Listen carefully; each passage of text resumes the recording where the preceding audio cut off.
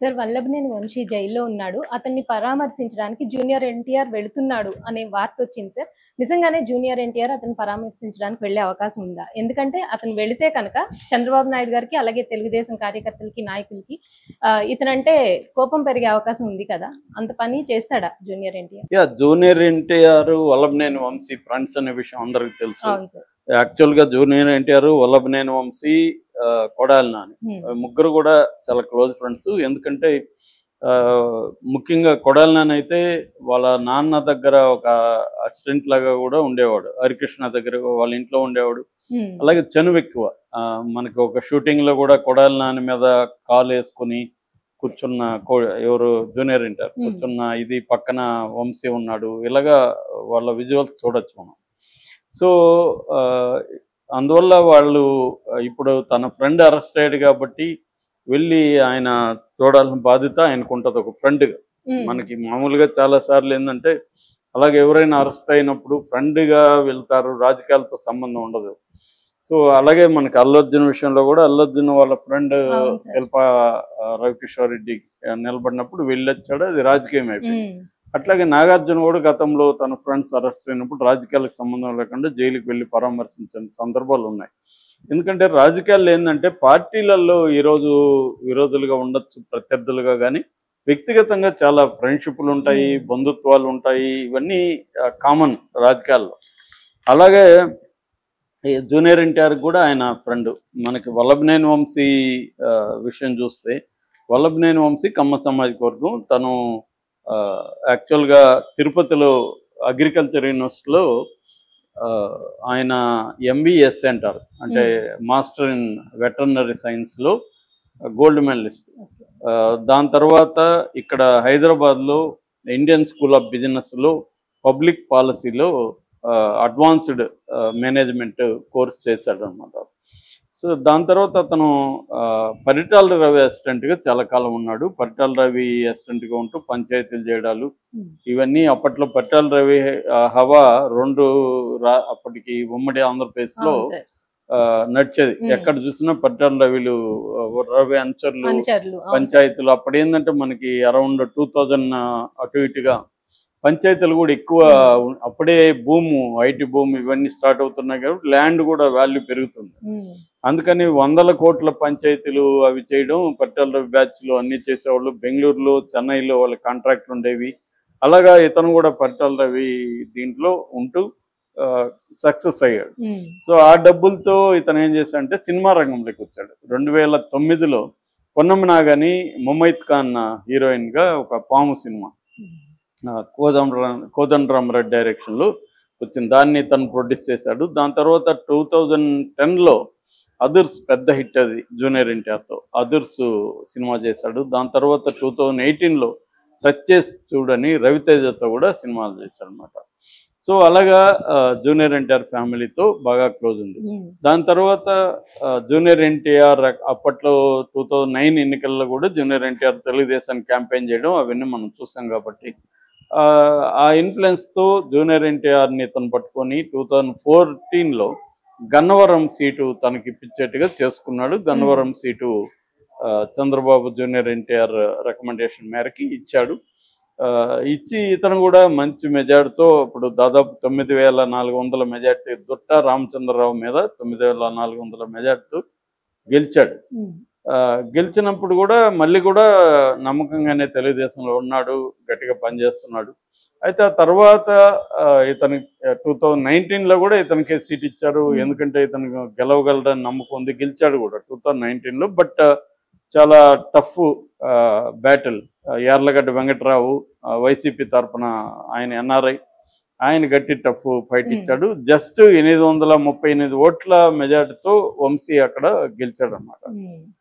So ఆ తర్వాత విభేదాలు రావడం, ఆ తర్వాత జగన్ వైపు వచ్చేసి ఇంకా అదేదంటారు కొత్త భిక్షగాడు పొద్దురగాడు అన్నట్టుగా జగన్ దగ్గరికి వచ్చి వైసీపీలో ఎప్పటి నుంచో ఉన్న వాళ్ళకంటే కూడా ఇతను ఎక్కువగా తెలుగుదేశం అంటికి మాట్లాడడం, చివరికి అది ఒక నీచమైన అధమ స్థాయిలోకి వెళ్ళిపోయి భువనేశ్వర్ గారి మీద నీచంగా కామెంట్లు చేయడం, లోకేష్ పుట్టుక గురించి దారుణంగా మాట్లాడడం, అప్పట్లో అందరూ కూడా వ్యతిరేకించారు దాన్ని. అంటే మామూలుగా అయితే ఇతను కొంత మంచి ఎడ్యుకేటెడ్ ఫ్యామిలీ, ఇతను బాగా ఎడ్యుకేటెడ్, అలాంటి వ్యక్తి అలాగా మాట్లాడాల్సిన అవసరం లేదు కూడా.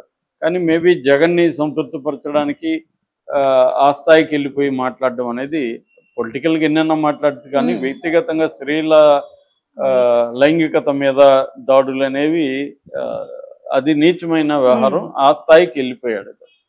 సో దాంతో ఇతని మీద లేకపోతే కొడాలి నాని మీద తెలుగుదేశం వాళ్ళ ప్రతి కార్యకర్తకి వీళ్ళ పేర్లు చెప్తేనే రక్తం మరిగిపోయే పరిస్థితి వచ్చింది. సో అందువల్ల ఇప్పుడు వాళ్ళని అరెస్ట్ చేయలేకుండా కూడా ఉండలేరు వీళ్ళు. చంద్రబాబు కానీ లోకేష్ కానీ అరెస్ట్ చేయాల్సిందే వాళ్ళిద్దరిని, లేకపోతే తెలుగుదేశంలోనే చాలా వ్యతిరేకత పెరుగుతుంది ఇప్పటికి ఎందుకు అరెస్ట్ చేయలేదని. సో ఆ స్థాయిలో ఇప్పుడు తర్వాత జగన్ ఇచ్చాడు, రివర్స్లో వెంకట్రావు, యార్లగడ్డ వెంకట్రావు అటు వెళ్ళాడు, ఇటు వచ్చాడు పార్టీ. అతను యార్లగడ్డ గెలిచాడు ఈసారి, వంశీ ఓడిపోయాడు.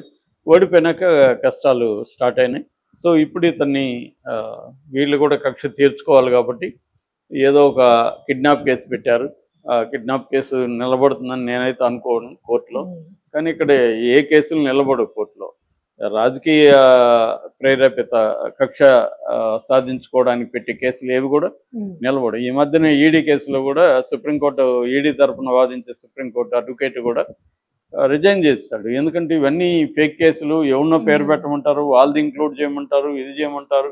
నాకు సుప్రీంకోర్టులో జడ్జిల దగ్గర తిట్లు తింటున్నాను నేను వీళ్ళు చేసే పనికి అని అతను రిజైన్ చేస్తాడు. అంటే పొలిటికల్గా మోటివేటెడ్ కేసులు పెట్టించేయడం కోర్టులో జడ్జెస్కి అర్థమైపోతుంది. వాళ్ళు చూసుంటారు కదా, అడ్వకేట్లుగా వాళ్ళు ఎక్స్పీరియన్స్తో వచ్చుంటారు. సో వాళ్ళకి అర్థమైపోతుంది ఇవన్నీ. సో ఇది మీడియా ఎక్స్పోజ్ చేస్తుంది. ఇది జరుగుతుంది ఏ పార్టీ అయినా. ఇప్పుడు అన్ని పార్టీలు ఒకటే, పేరు ఏం చెప్పినా, ఐడియాలజీ ఫిలాసఫీ ఏం చెప్పినా ఆచరణలో అన్ని పార్టీలకు కూడా అధికారమే పరమావధి.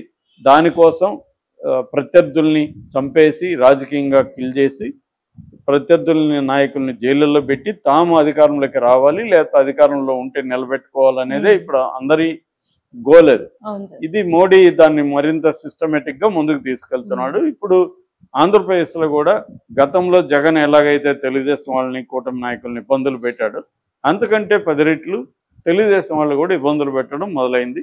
అది కింది స్థాయిలో మొదలై ఇప్పుడు మెల్లమెల్లగా పైకి వస్తూ ఉన్నారు. అలాగా ఇప్పుడు వంశీని కూడా చేశారు. ఇప్పుడు జూనియర్ ఎన్టీఆర్ వంశీని పరామర్శిస్తాడంట అన్న వార్త ఈరోజు వైరల్ అవుతుంది మార్నింగ్ నుంచి. ఇది కన్ఫర్మ్ అయితే కాలేదు అఫీషియల్గా, కానీ వెళ్ళే అవకాశాలు అయితే ఉన్నాయని చెప్తున్నారు. ఎందుకంటే ఆయన ఫ్రెండ్ కాబట్టి, తన ఫ్రెండ్ జైల్లో ఉన్నప్పుడు పరామర్శించాలి కాబట్టి తను వెళ్తే వెళ్ళొచ్చు.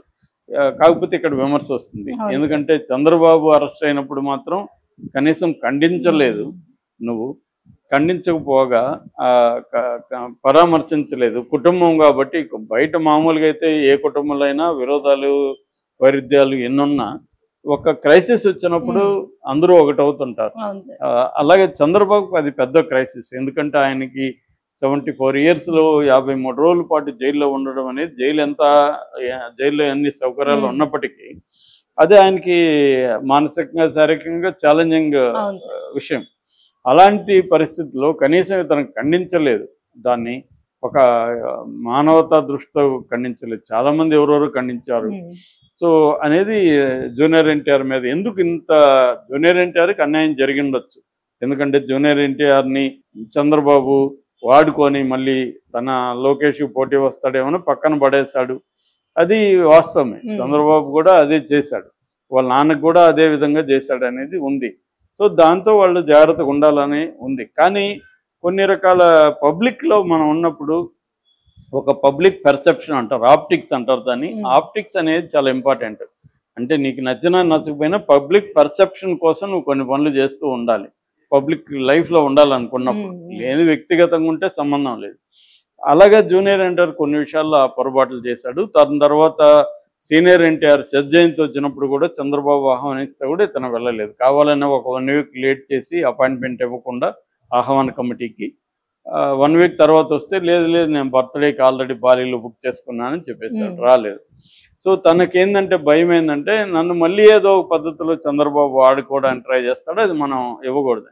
అక్కడ బ్యాలెన్స్ మెయింటైన్ చేయడంలో ఎంతవరకు వెళ్ళాలి ఎంతవరకు అనేది ఒక భయం అయితే ఉంటుంది ఆయనకి. దాని నుంచి అసలు మొత్తమే అవాయిడ్ చేశాడు. ఇప్పుడు కానీ అతను కానీ వెళ్తే మాత్రం చాలా సివియర్గా ఉంటుంది. ఎందుకంటే గతంలో కూడా వైసీపీ ఇతన్ని వాడుకుంటున్నప్పుడు ఇతని పేరుతో ఫ్లెక్సీలు బ్యానర్లు కడుతున్నప్పుడు చంద్రబాబు లోకేష్ వెళ్ళినప్పుడు నినాదాలు ఇప్పించి వైసీపీ వాళ్ళు వెనకుండి జూనియర్ ఎన్టీఆర్ రావాలి ఇవన్నీ చేస్తున్నప్పుడు ఎప్పుడు కూడా వాళ్ళని